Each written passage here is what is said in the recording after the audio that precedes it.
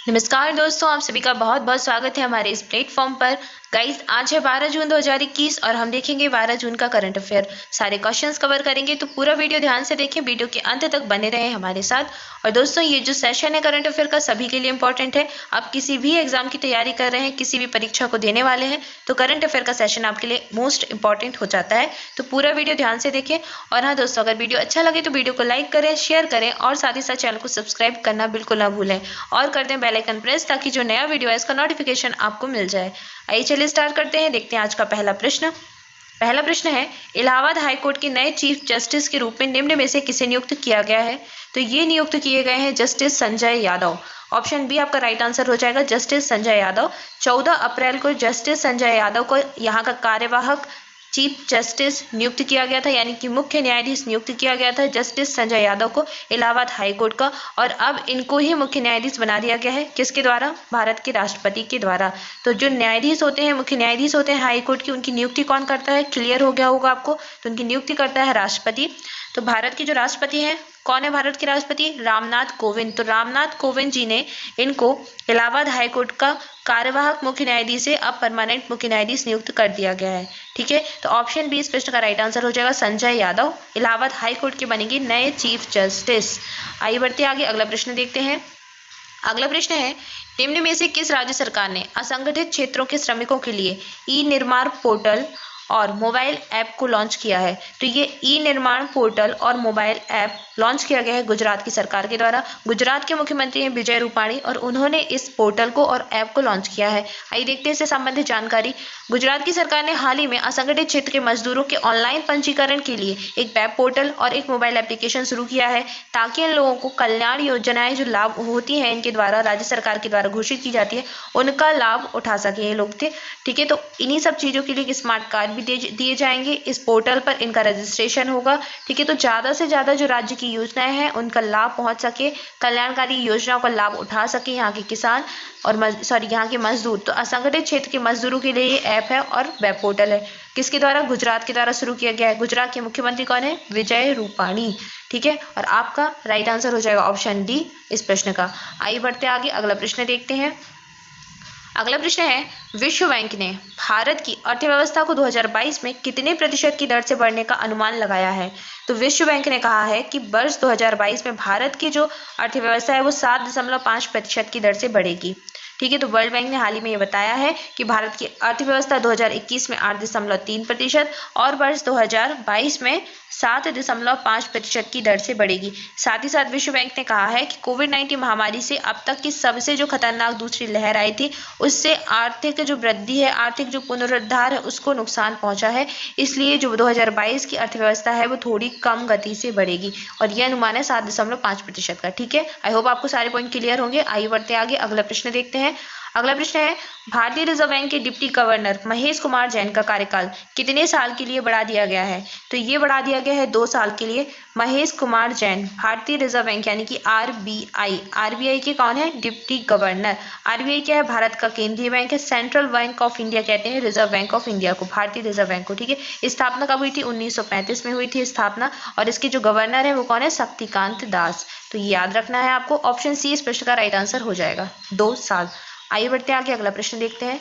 Next है, भारतीय reserve bank ने चंद्रशेखर घोष को 3 साल की अवधि के लिए किस बैंक के एमडी और सीईओ के रूप में फिर से नियुक्त करने की मंजूरी दे दी है?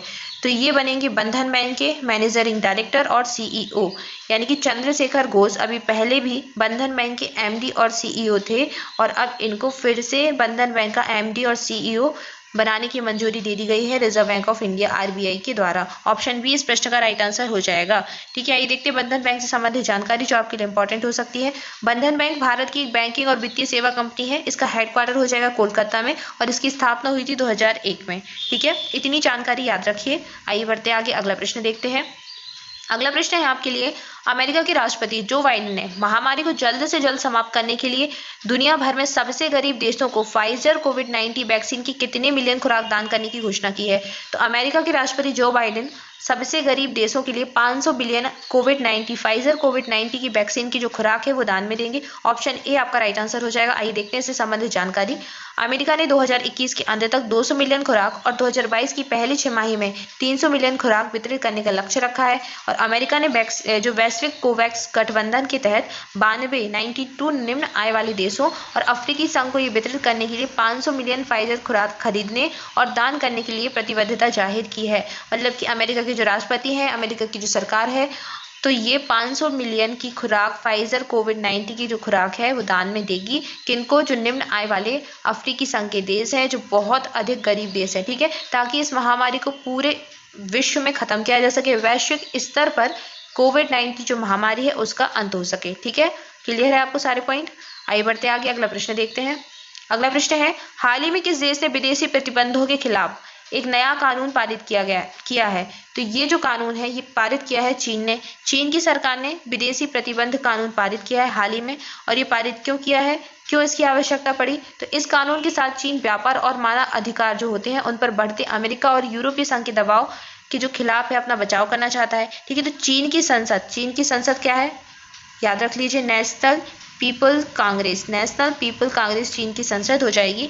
और यहाँ पर ही ये कानून पारित किया गया है। और चीन ने कहा है कि चीन पर पूरे वैश्विक स्तर पर जो व्यापार पर प्रतिबंध लगाए गए थे चीन पर, तो उन्हीं के खिलाफ ये कानून को पारित किया गया है। ठीक है, तो चीन पर यूरोपीय संघ, ब्रिटेन, अमेरिका और कनाडा के द्वारा समन्वित रूप से प्रतिबंध लगाए गए थे। तो इसी के जवाबी कार्यवाही में चीन ने ये अभी कानून पारित किया है। ठीक है, तो हांगकांग में चीन का राष्ट्रीय सुरक्षा कानून जो है लागू किए जाने की अभी उजागर मतलब घोषणा हो चुकी है। ये वहाँ के न्यूज़पेपर में आ भी चुका है। ठीक है, तो याद रखिए चीन ने ऐसा कानून पारित किया है। और चीन ऐसा कानून पारित करने वाला, मतलब चीन में ऐसा इस तरीके का पहला कानून पारित हुआ है। इस तरीके का जो कानून है ये पहली बार चीन में पारित किया गया है, विदेशी प्रतिबंधों के खिलाफ कानून। ठीक है, ऑप्शन डी आपका राइट आंसर हो जाएगा। आइए बढ़ते आगे, अगला प्रश्न देखते हैं। अगला प्रश्न है, इजराइल कोरोना काल में 15 जून से विश्व का कौन सा देश मास्क फ्री देश बन जाएगा? तो इजराइल ने अपने आप को मास्क फ्री देश घोषित कर दिया गया है। और ये कौन सा ऐसा देश है विश्व का जिसने अपने आप को मास्क फ्री कंट्री घोषित किया है? तो इजराइल दुनिया का ऐसा पहला देश है जिसने अपने आप को मास्क फ्री कंट्री घोषित किया है। और 15 जून से ये अपने आप को विश्व में मास्क फ्री देश बनाने जा रहा है। ऑप्शन ए इस प्रश्न का राइट आंसर हो जाएगा। बहुत समय पहले भी मैंने आपको पढ़ाया था कि इजराइल ने अपने आप को मास्क फ्री कंट्री घोषित किया है, और एक बार फिर से इजराइल ने कहा है कि वो मास्क फ्री है। ऑप्शन ए इसका राइट आंसर हो जाएगा।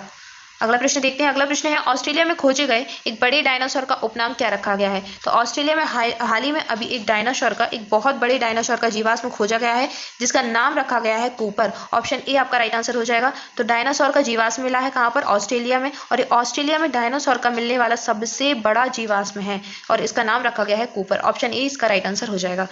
आइए बढ़ते आगे, देखते हैं आज के लिए आपका प्रश्न। एक प्रश्न और है, इंग्लैंड में निम्न में से कौन से बॉलर ने एलिस्टर कुक के रिकॉर्ड को तोड़कर देश के लिए सबसे ज्यादा मैच खेलने का नया रिकॉर्ड बनाया है? तो ये रिकॉर्ड बनाया है किसने? जेम्स एंडरसन ने। ऑप्शन ए राइट आंसर हो जाएगा।